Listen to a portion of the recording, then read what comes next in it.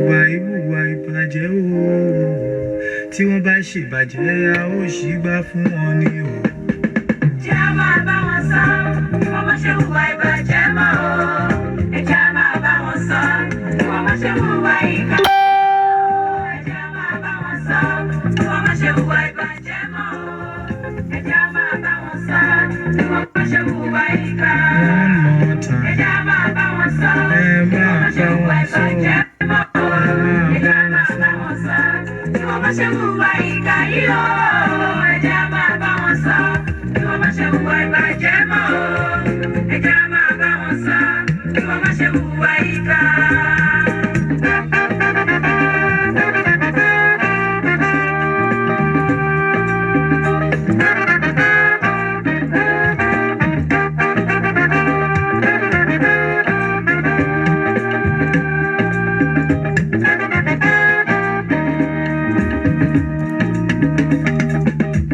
I see them everywhere on the streets, wasting their lives away. Youth can't find no direction to put their energy. I see them in Europe and America looking for hope. Everywhere they go, they're lonely, can't find no one bed. You like to see the children cry and waste their lives away, my brother. You like to see them die before their time in poverty. Seems you like to see the people cry in frustration and desperation. You like to see them flee and leave this land so full of promise.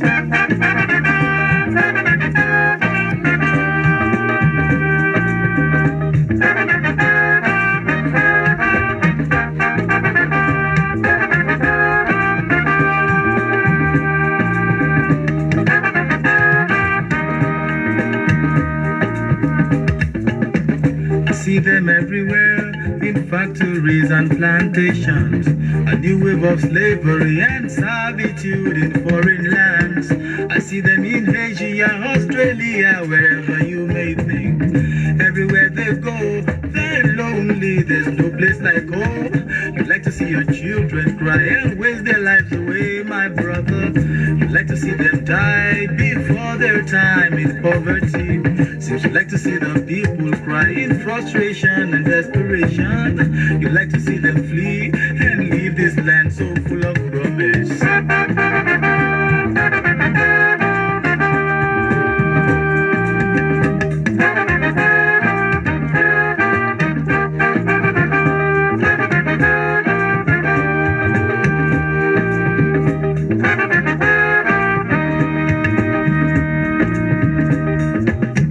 You like to see the children.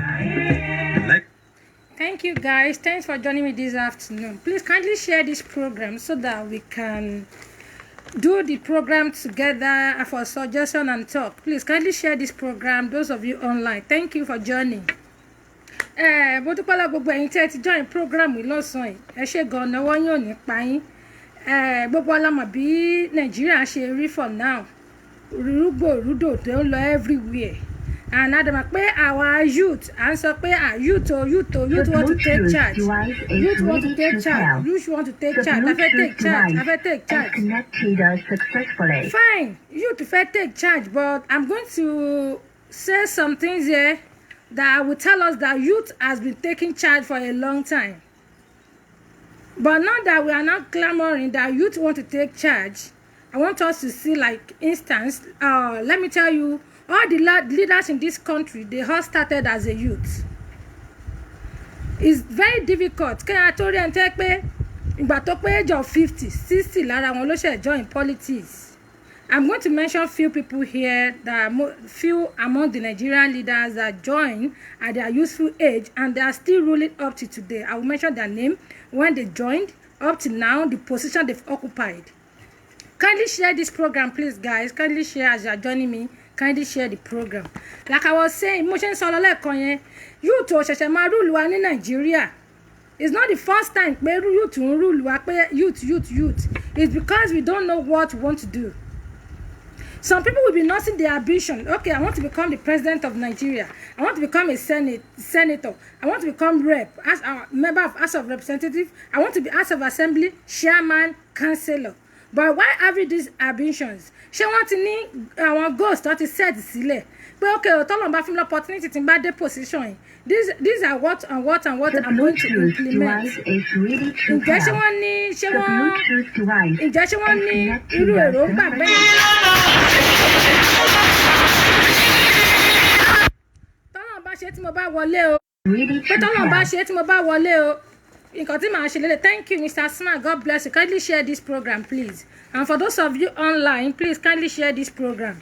À ń sọ pé our youth.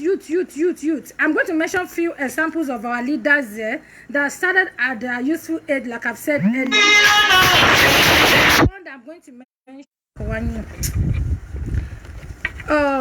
I'm going to mention that, like I've said earlier, the number one on my list here, you are going to check with their age and when they started joining, when they joined politics, and where they are now, what they have achieved in their political career. Like the number one I have here is Rotimi Amaechi. He's 55 years now. He was 6 years as minister. That means he became minister at the age of 49. Ó jẹ́ governor fún ọdún mẹ́jọ. Ó wà ní speaker fún ọdún mẹ́jọ. That means ìgbà tó join tẹ́ bá yọ kúrò ìgbà tó bẹ̀ sí politics 55 years nísìn. That means pé ó join politics nígbà tó wà ní age of 33 years ago. Is he not a youth then? Ṣé kì í ṣe ọ̀dọ́ nígbà tó ti join politics? Number 2, minister wa Fashola Babatunde, at his age now, nǹkan tó age tán kọ síbẹ̀ ní sí pé 57 ni wọ́n. Okay. At the age of 57 tó yẹ pé Babátúndé Fáṣọlá ti wà ní 2 politics. Ó jẹ́ gómìnà fọ́dún mẹ́jọ nígbà tó ti wà ń bẹ̀. Ó ti wà ń power nsìn for the past 15 to 20 years ní Raji Fáṣọlá tó ti wà ní political post tó yẹ pé ó ti ń rúlu wa. Tó bá yọ age yẹn kúrò 55 pẹ̀lú àwọn years tó ti lò. Nísìn ó join politics ní age of 33. Ẹjọ́ ṣé kìí ṣe youth nìyẹn? I want you guys to please comment, talk. Ẹjọ́ ṣé ọmọ 33 years tó join òṣèlú ṣé kìí ṣe youthful age ẹ̀ ló fi join? Ṣé ìgbà tó darúgbó ló join? Okay, Dimeji Bankole now. Ó jẹ́ speaker wa House of Rep nígbà yẹn. At 37 years of age, he was the youngest speaker we ever had in the history of Nigeria. Ó jẹ́ ní at age of 37. Ẹjọ́ ṣé kìí ṣe age nìyẹn? Age tó join yẹn ṣé arúgbó ló fi join? Ó join as ọ̀dọ́ because we are sọ pé ọ̀dọ́ o, a fẹ́ gba post o, a fẹ́ ṣe o. But being the youth, how youth can youth be for us to develop this country? Okay o, aláfẹ́ gba post as youth. Ẹjọ́ ṣé àwọn tó ti wà ń bẹ̀ tẹ́lẹ̀ ṣé kìí ṣe youth wọn náà ti join? Kí náà ti ṣe in terms of our hospital, in terms of our roads, electricity, all social amenities táwọn èèyàn tó máa ń benefit ní country wọn? Kí náà ti ṣe ìgbà tó ti join as youth? Ṣé ẹ fẹ́ sọ pé ìgbà tán wọ ọbẹ̀ wọn à ní intention pé okay tí máa wọ ọbẹ̀ o nǹkan tí mo fẹ́ ṣe rèé? No, they do have it, but what is killing us is corruption. Pé okay o tí ìgbà tí wọ́n ti wọ ọbẹ̀ jíìpù tán lórí òun náà máa lọ rà girlfriend wọn máa ṣe birthday wọn máa lọ ra lẹ́fún sí Dubai. Can we see how stupid we are? Táwa fún youth kan l'opportunity ní tó bá di House of Assembly ní sàbí rep kẹ́ ẹ tó mọ̀ àwọn ọ̀rẹ́ tó ń bá ṣe mọ́ àti sọ pé òun ti yàtọ̀, gbogbo nǹkan ara àti yàtọ̀. Tó bá fẹ́ ṣe birthday fún ọmọ gangba yẹn gan ó lè ní pé ká lọ ṣe lórí omi. We are just wasteful.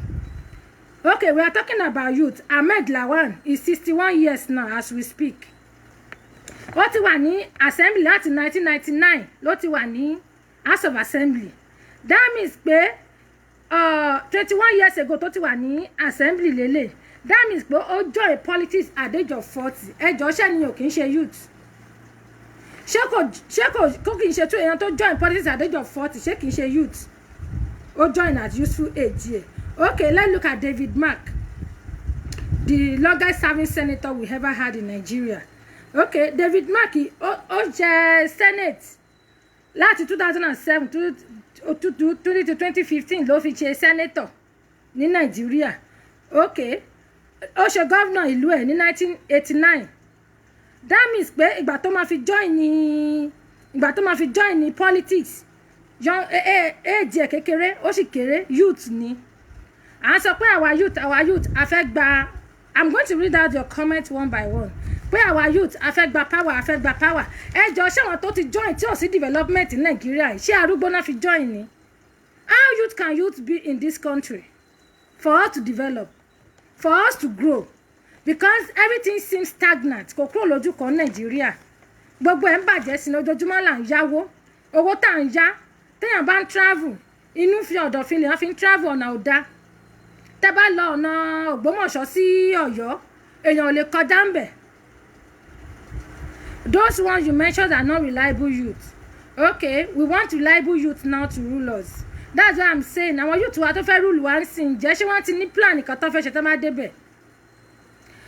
Okay, tẹ́ bá jọ pé ń lọ Ondo State ọ̀nà wa láti Èkó sí Ondo State ẹ lè ní 8 hours kẹ́ tó délé torí gbogbo ẹ̀ báyìí ni pọ́tò ti kún pọ́tò mi gan ó gba odidi èèyàn tó bá jù síbẹ̀ àìmọye ẹ̀mí tó yẹ pé ó ti kú láì ṣe pé adẹ̀ ní minister for Oòduà which is Babájídé Fáṣọlá ayéjì kékeré náà ti wọ politics o àwọn náà ló wá sọ fún wa pé gbogbo ọ̀nà Nàìjíríà ló ti fẹ́ẹ̀ dá tán bọ̀ mo bìlí pọ̀rọ̀ tán sọ yẹn ọ̀rọ̀ yẹn ó yẹ ká reverse statement yẹn reason being ọ̀nà Nàìjíríà ò dá torí pé wọ́n ti jẹ politics lára owó wa tán ti kó wọ́n ti ra private jet wọ́n ti ń gùn káàkiri wọn ní opportunity láti wọ mọ́tò ká mọ irú ìyà táwọn èèyàn ń jẹ lójú ọ̀nà it started as a youth I'm asking you can put your comment I will read it out.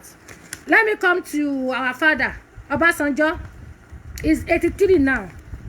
He became the head of state ní age of 38 years ẹjọ́ ṣé kìí ṣe youth ni wọ́n join. He joined at his useful age. Okay. Wọ́n jẹ́ president láti 1999 to 2007. Ká má ka ìròyìn jù ẹ wo ìgbà tó yàn bẹ̀rẹ̀ ní age of 38 years ẹjọ́ ṣé arúgbó lẹ́ni yẹn tó rúlu wa yẹn kì í ṣe arúgbó. Wọ́n tún padà wọ́n tún wá jẹ́ another president lé wa lórí wọn àmọ́ tí ìdarúgbó ń gbà yẹn à ń sọ pé youth okay we are there.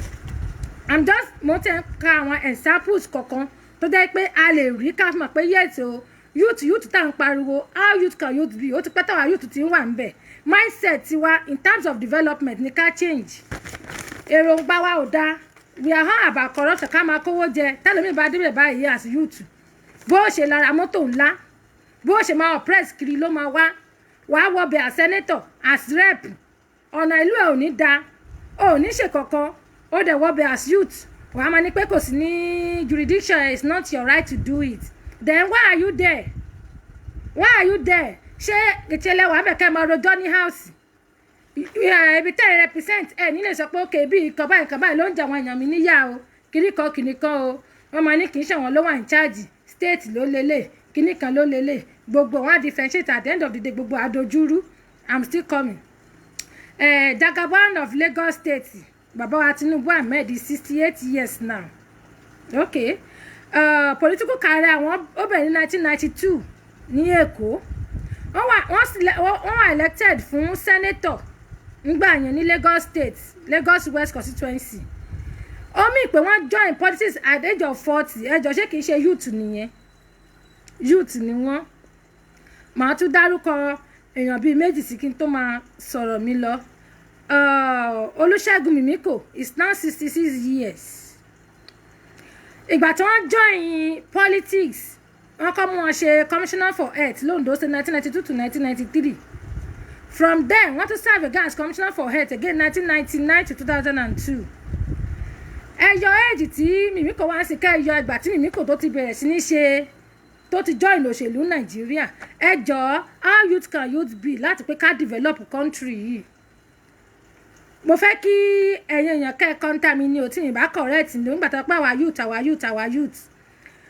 all these people started as a youth wọn àdàgbà kan tó bẹ̀rẹ̀ now here we are for the past 60 years that in rule and this set of people that join in youthful age wọn yìí and they are still ruling us téèyàn kan bá sick lára wọn wọ́n ti fly ó di America wọ́n ti fly ó di London ó di India ẹjọ́ ṣé àwọn countries wọ̀nyẹn tán bá tún hospital wọn ṣe a máa rí bẹ̀ sá lọ as youth element òun báyìí tó máa fẹ́ bímọ àtìyàwó gọ́vnà Amẹ́ríkà ló lọ bímọ sí gọ́vnà yẹn tó bá tún hospital wa ṣe ní Nàìjíríà ṣé kò ní bímọ sí Nàìjíríà bá a ṣe bẹ́rù la bọ́mọ ìbí òjù bí lọ gbogbo yín tó wá pé okay gbogbo wa fẹ́ youth a fẹ́ lọ bẹ̀ jẹ́ ìwọ youth tó fẹ́ jáde ní 2023 àbí ìwọ youth nurse àbí ṣàyìn lọ́wọ́ gbogbo yín tẹ́ bá ti débẹ̀ corruption spirit yẹn like Ọbásanjọ́ said pé we are jinx in this country mi ìmọ̀ bóyá èpè kan wà ní House of Rep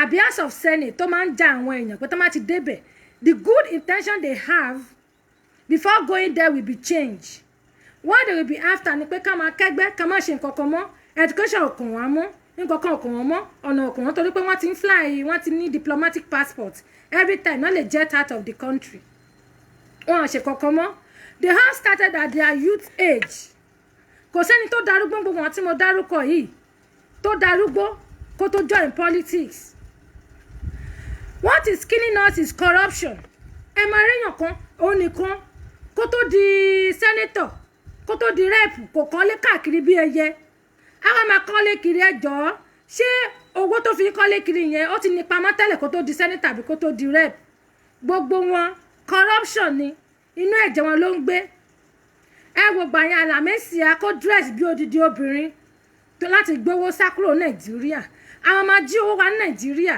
àwọn àgbè lọ sí other country láti gbé pamọ́ àwọn countries they will not be using our money to develop their economy whereas wa wọ́n deteriorate níbà yóò ń bàjẹ́ Nàìjíríà ń bàjẹ́ sí lójoojúmọ́ find solution sí nísìnyí to crown it all afẹ́ sọ̀rọ̀ Nigeria government wa wọ́n ti gbàgbé pé ọ́fíìsì ni pé party wọn á tó kúrò ń bẹ another party á tó emerge wọ́n pass 8 speech to 5 million 8 speech ẹ̀rí kan pass mọ́ ó di 8 speech ní Nàìjíríà where are we going in this country tí wọ́n bá wò títí wọ́n á pé ṣé country ló wà ṣáàbò wà zoo because tí wọ́n bá think tí wọ́n bá wà in the right frame of mind èèyàn á wò pé ó lọ́wọ́ kankan tó yẹ pé à ń ṣe ní Nàìjíríà tó yẹ pé ẹranko ló yẹ kó máa ṣe because mo wò nígbà tí adúrú àwọn èèyàn tó bẹ́ẹ̀ bá jókòó sí rep house sí senate house tá dẹ̀ make decision tó jẹ́ pé at the end of the day ní kú sí position yẹn ọjọ́ kan bọ̀ tó yẹ pé ẹ̀yin náà ẹ ti gbàgbé pé ẹ ṣòfin wá bú èèyàn kan with 8 speech fine ó mọ̀ dà bẹ́ẹ̀ torí ẹ ti rí opportunity àti jẹ national cake ẹ máa rí san. But how can youth be in this country for us to develop? How can youth be for us to develop in this country? Look at what is happening now. Most of the governors. Àmàrí student tó ṣetán ní state wọn tó jẹ́ pé first class best graduating students wọn fún ní advisor or support to governor or something. Ẹ̀wọ̀n tó lọ sórí national TV for just 71 days. Tán lọ fún wọn ní youth ambassador youth kìnìkan what have you gained from doing all that nonsense? Even most of our youth mama wò wọ́n people went to national TV to promote their career ẹ wá máa ṣe rádaràda káàkiri. Are we enough? Are we okay? Are we ready to take it? Even though we should take it from them that they are hold kí lẹ tí ní agenda tẹ́ ti lé sílẹ̀ pé okay o tá bá wọ bẹ̀ nǹkan tá fẹ́ ṣe lélẹ̀ nǹkan tá fẹ́ ṣe lélẹ̀. Most of you shouting, talking, crying. Most people are crying because of their pocket. Even people there, they are fighting for their pocket. All the but about stop, about fight for pocket wa mọ́ ní Nigeria ká tó grow. Because ẹni bá ti wọ bẹ̀ láwọ̀ pé òun fẹ́ lọ ra ilẹ̀ sí Banana Island, òun lọ Magodo, òun lọ Maitama l'Abuja. Abùsọ̀rọ̀ tó ń gbé tẹ́lẹ̀ yẹn kò lò pé kóun mú ọ̀nà yẹn kóun fa kóun ṣe dáadáa káwọn èèyàn benefit l'Abùsọ̀rọ̀. Rárá o Maitama ló lọ. Let me read from your comments, sir. Why are you talking about Yoruba nation and you still believe one Nigeria when you are talking about election? The youth that came through Godfather received in power are not genuine. Resistance into power are not genuine. Okay. Godfatherism. Àwa láti fà á fúnra wa because we ourselves any fault láti blame ara wa ní our masses. Téèyàn kan ò bá tí pín gàrí fún yín, tí ò bá tí pín ẹ̀wà ẹ ní dìbò fún, tí ò bá tí fún yín lówó ńgbà tẹ́ kókò bá lówó yẹn àwọn godfather tó ti lówó yẹn ló máa gbówó fún pé okay tó bá ti wọlé o owó yẹn a máa fi gbàyè báyìí lọ́wọ́ ẹ o àgbà wá fi pín gàrí àtẹ̀wà fún yín ìdí tó yẹ pé godfatherism ò lè fi tán nìyàn lẹ́ẹ̀ta bá ṣẹ̀kára wa ká mú kúrò. Thank you sir.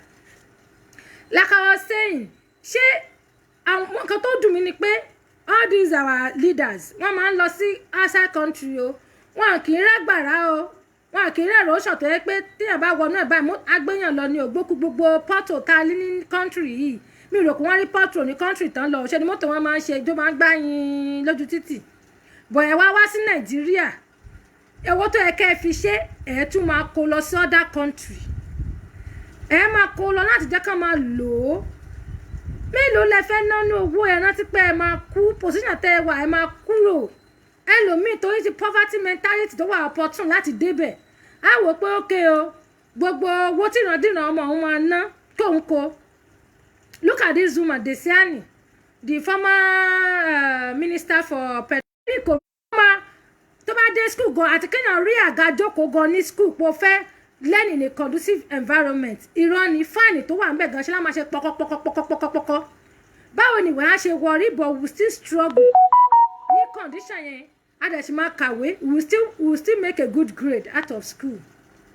Àwọn gọ́ọ̀mẹ̀ntì wa ò wò yẹn when you enter some lecturer's office ó ní lè jókòó torí àga tó wà bẹ̀ gan máa fà ẹ́ láṣọ ya.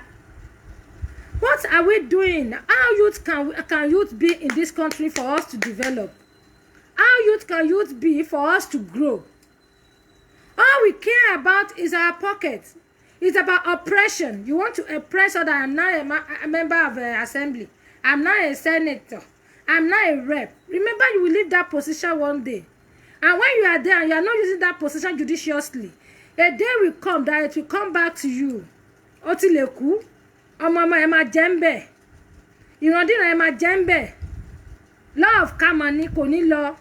Ẹ̀wọ̀nà wa kò ṣeé sọ. Education wa kò dáa. Hospital kò dáa. Ojoojúmọ́ la dẹ̀ ń yáwó sí lórílẹ̀‐èdè yìí. Ojoojúmọ́ ni. Níbo là ń lọ? Níbo la ti ń bọ̀? Níbo là ń lọ? Níbo la dé ní Nàìjíríà? À ń sọ pé youth. Fine. Káwa youth ká wọbẹ̀. But ká tó wọbẹ̀ kí ni èròǹgbà yín kí lẹ fẹ́ ṣe tẹ́ bá wọbẹ̀ tó ti different sí tiwọn torí àwọn tó wọbẹ̀ yìí wọ́n wọbẹ̀ ìgbà tó wà youth wọn ti darúgbó ìgbà tán fi join ní politics. But when they get there they have change of mind. They care about their pockets. They want to live large. Building house ní Lekki, building house ní Banana, lọ sí everywhere lọ kọ́lé. Wọ́n rántí pé àdúgbò tó kúrò tó ti jẹ́ kí ni pé kán develop ẹ̀ mọ́. Ẹlòmíì gan ò ní opportunity àti kí mọ́. Ṣe lákọ́jú sókè wọn bí ojú ajá mi ló pa tí ò ní dáre lóhùn mọ́ torí pé ó ti wà níbẹ̀ ó ti wà pé ọdún mẹ́rin àbọ̀dún mẹ́jọ ni wà tó kúrò níbẹ̀. Our youth ẹ jọ̀ọ́. Now that we are saying that okay youth want to take over what are your plans? What have you laid down that okay when you are given this opportunity tó máa implement tó máa yàtọ̀ sí àwọn tó yẹ pé wọ́n ti ṣe youth tó ti bẹ̀rẹ̀ ní youth age wọn up till now tó yẹ pé ìpáǹ kékeré náà la ṣe ń ké ní Nàìjíríà tí ò sí yàtọ̀. What are your plans? Is it for you to go there pé o fẹ́ lọ kówó jẹ? For you to go there pé o fẹ́ lọ impress others? We need to check our mindset. Pé okay o nǹkan báyìí mo fẹ́ ṣe. Fine, youth, we have to be among it. I used to advise people that join politics in your local government, in where you have joined politics, so that you can be among those who determine what is happening in your country, in your constituency, in your state. You don't have to sit, okay, I know the time will still come where we don't have to spend money before you can be appointed or you can be elected. Our mindset is going to be changed with time. It's going to change. I believe that. But we have bad eggs among us. And the money you collect, that's why I said I need that to change mindset. Fine, but if we ourselves, discipline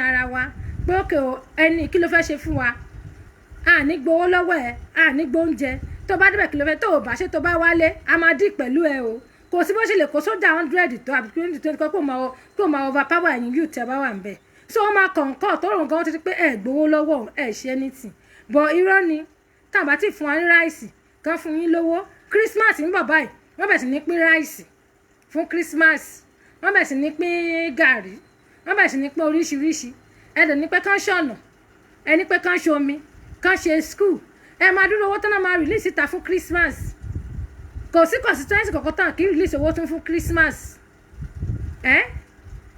ṣé èèyàn lè ṣe Christmas ilé ẹ̀kan fowó yẹn develop ìlú ni but tó máa kọ fún wọn náà jíjẹ náà máa já àpárá wọn náà máa dà á sí how youth can youth be pé okay o àwa youth wa fẹ́ gbà ọ́ ṣọ́wọ́n tó wà ń bẹ̀ youth age wọn náà ti join in politics and here we are today kò tí ì sí changes ó ń wọ́ọ̀sì sí ni Nàìjíríà ń bàjẹ́ sí ni lójoojúmọ́ àwa ọ̀dọ́ ẹ̀jọ́ mo bẹ̀ yín tọ́wọ́ rò pé okay àwa youth báyìí o president wa fẹ́ kó jẹ́ age of 30 àbí 40 please we need to check ourselves we need to talk to ourselves because I know most of the people there are some bad eggs among us mo mọ̀ pé àwọn youth kan ṣe wà tẹ́lẹ̀ pé they will still go and collect money from all these so-called our godfathers pé okay o ẹ fún wa lówó ẹ̀yin la máa tẹ̀bù fún ẹ̀yin la máa ṣe youth gọ́kẹ́ tó sọ̀rọ̀ ṣe ǹjẹ́ ṣé ẹnu yín kò do you have one voice pé okay we want to take it is our time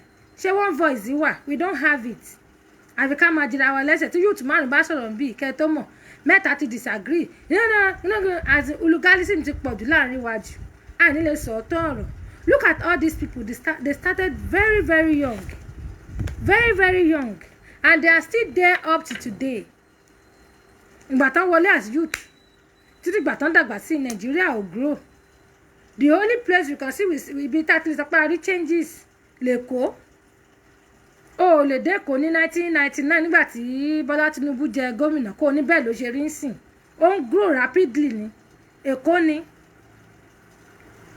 ni so kí ló wá kù ẹ̀yin youth ẹ jọ̀ọ́ we want to take it youth has been taking it youth has always been in charge just that our mindset is bad we make our mindset towards corruption thieves how we will pack money how we will invest for you and your family without putting others into consideration pé they must survive their health matters education matters environment matters we will not look into this ju pé káṣá máa kówó lọ look at the situation of the NDDC minister is okay Mr. is okay gbogbo alágbọ́ rẹ́kọ̀dù yẹn ṣé ẹ gbọ́ anything lé lórí mọ́ wọ́n ti cover ẹ̀ wọ́n ti wà láàrin wọn ó ti dá ìsáré wọn the moment you want to mention don't mention pé okay o àwọn rep àbí kíní kan wọ́n gba contract o the next thing we were hearing is okay have your mic is okay what have they done wọ́n penalize ẹ̀ mọ́ àgbọ̀n kankan mọ́ but tí yóò tún bá ṣe ẹni tí kẹ́ tó mọ̀ wọ́n ti ń gbé yín lọ court wọ́n ti ń sọ yín sẹ́wọ̀n wọ́n ti ń ṣe gbogbo ẹ̀ youth if we are going to take it I think this is high time we need to think. This is high time we need to have meeting. It's you know that money congress meeting youth leader wèrè kátà lọ máa gbowó lókè. No, because most of them wèrè ni wọ́n máa gbowó. Tó bá ti fún wọn lówó báyìí wà láwọn àdọ́dọ̀ yẹn wọ́n wá sọkọ̀ tí ò ṣe ni ẹjọ́ kọjọ́ dọ́mọ wá sọ. Every youth to say youth has been taking it but now if like okay youth wa fẹ́ gbà ju bó ṣe ń gbà lọ ọmọ 2020 fẹ́ máa jẹ governor ọmọ 25 fẹ́ máa ṣe governor ǹjẹ́ criteria yẹn ṣé wọ́n ti ní kí ni plan tẹ́ ti ní láti ṣe. What do you want to do when you get there that is special? Ju nǹkan tó yẹ pé àwọn bàbá tó ti wà bẹ̀ láti age kékeré tí country tó ń bàjẹ́ sí. So guys, thanks for joining this program today. Like I've said, how youth can youth be for this country to develop?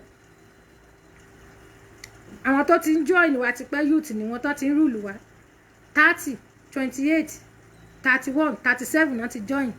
Ẹ jọ̀ọ́ títí ti now. Ó ga o Ọlọ́run bá wa tú Nàìjíríà ṣe o ẹ̀yin tèmi Ọlọ́run bá wa tú Nàìjíríà ṣe o kí n sáré lọ sí ilé agbára cause ọ̀rọ̀ Nàìjíríà ó tojú sún mi Ọlọ́run bá wa tú ṣe àwọn ọ̀dọ́ jẹ́ ká pera wa ká mọ nǹkan tá a fẹ́ ṣe ibo là ń lọ.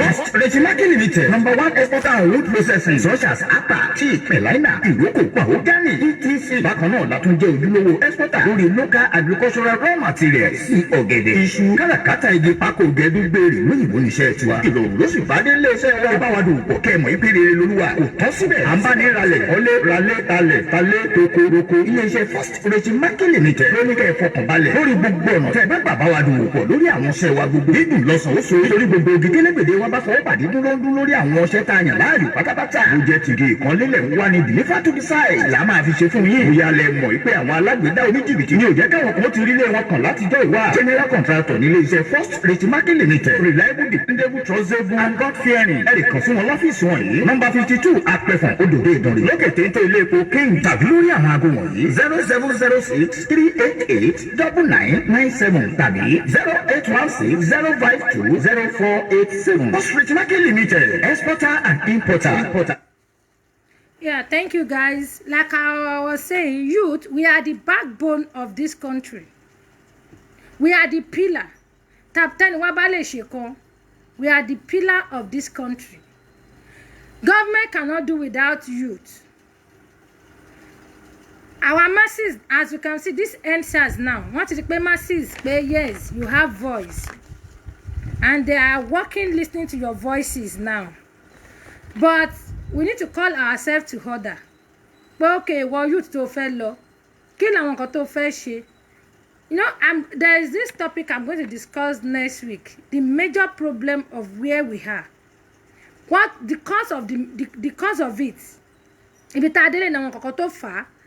Ọwọ́ mi ló wà, ó wà lọ́wọ́ ẹ̀yin tẹ́ ń wò mí náà. Nǹkan tó fà á lẹ́ni tó yẹ pé tán bá débẹ̀, tán fi lè ṣe much. I'm going to talk about it next week. I want to say a big thank you to all of you that you joined me this afternoon. God bless you all. I'm grateful. Program to others so that their comments can be seen here. Then I can check it later. We have to develop in this country. We can't continue this way. We can't continue this way. Kò síṣẹ́. Every day now when young graduates tán lọ sí NYSC tán máa ti dé kò síṣẹ́ wọ́n máa rìn káàkiri street. Ojoojúmọ́ ni tẹ́ bá wo number thousands of students ló ń graduate every year. Kò síṣẹ́ gbogbo company tó wà ní Nàìjíríà wọ́n Dunlop wọ́n gbogbo wọn ti lọ àwọn textile company wọ́n gbogbo wọn ti lọ ní company ní Nàìjíríà mọ́ gbogbo ẹ̀ ti deteriorate kò sí nǹkan mọ́. So I think we youth, we have to sit down, brainstorm very well on the solution to all this problem. Gbogbo nǹkan tán kálẹ̀ pé NSAS kìíní tán fẹ́. Many things they pay youth office, they have to look into it. Let them know that this is what we need in this country.